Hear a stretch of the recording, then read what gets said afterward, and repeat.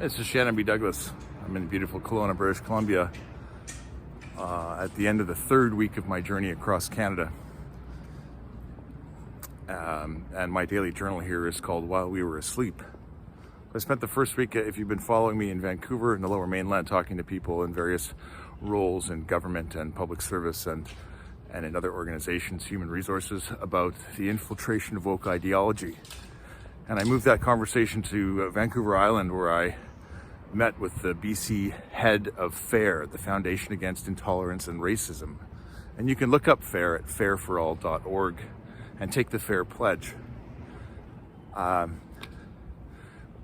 We're seeing this infiltration, as I was saying, in all kinds of our institutions at all levels. Diversity, equity, and inclusion are Trojan horse words for a political and ideological bias that's entrenching itself and creating new layers of bureaucracy in government and corporate institutions to police thought and language and to reduce the world to simple narratives of racial bias and what they call systemic racism. Now, people are starting to push back all across Canada and to organize, and I've met with many of the heads of those organizations as I've been traveling and before about strategies to push back on this. This fall across Canada, in many provinces, we're holding school board trustee elections. And this is one of the significant areas of infiltration where activists who have been trained in university education departments and in departments like gender studies and sociology and just in regular university courses, because they teach critical race theory and biology now. People have infiltrated while we were sleeping. They have stood for school board elections unchallenged, and they are now making policy. So Lyra Evans, trans-identified man who is on the Ottawa School Board, Ottawa Carleton District School Board in my zone.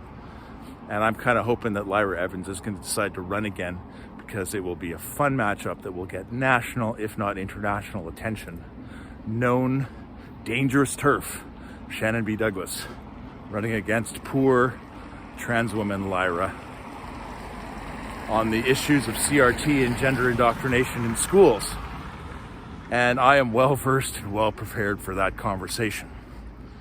But people all across the country need to stand up to this, because if we do nothing, we will only further entrench these ideologies in our institutions. Politics and political beliefs do not belong in a school curriculum. Do not. There should be no political bias or political ideology taught in schools to children. It's inappropriate. We would never have a Christian-based organization come into schools and teach Christian values unless parents have subscribed to a Christian school, a private school of some sort. We wouldn't teach creationism, for example. We put that to bed a long time ago because it's ideologically based or religious based and not neutral to the general public. Now, some will say neutrality itself is a bias. But when we're teaching math, when we're teaching science, when we're teaching grammar, when we're teaching literature, we don't need to have political interpretations foisted onto the children. That's the job of parents, and that's the job of children themselves as they become adults, and we give them the tools to analyze the world through their own lenses. There is pushback, and many people are starting the conversation about running for school board trustee and running for office and spotting the signs of these infiltrations as they're taking over institutions and organizations. We're learning how to talk to these problems at certain stages of infiltration, how to ask questions, how to push back, how to spot the Trojan horse incursions into language and into policy.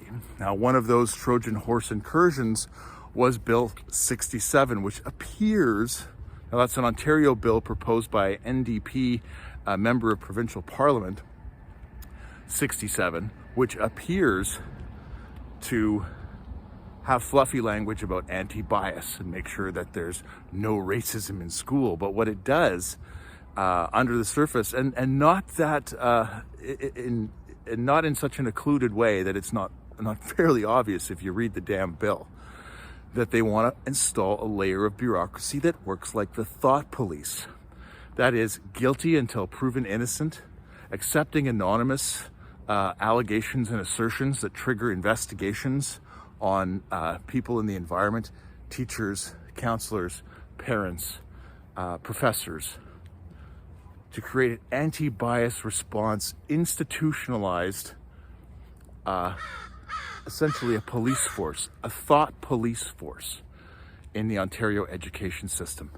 And I speak about while we were asleep.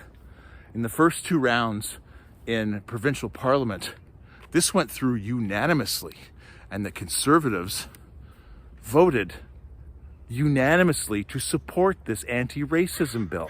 Didn't even read the damn text.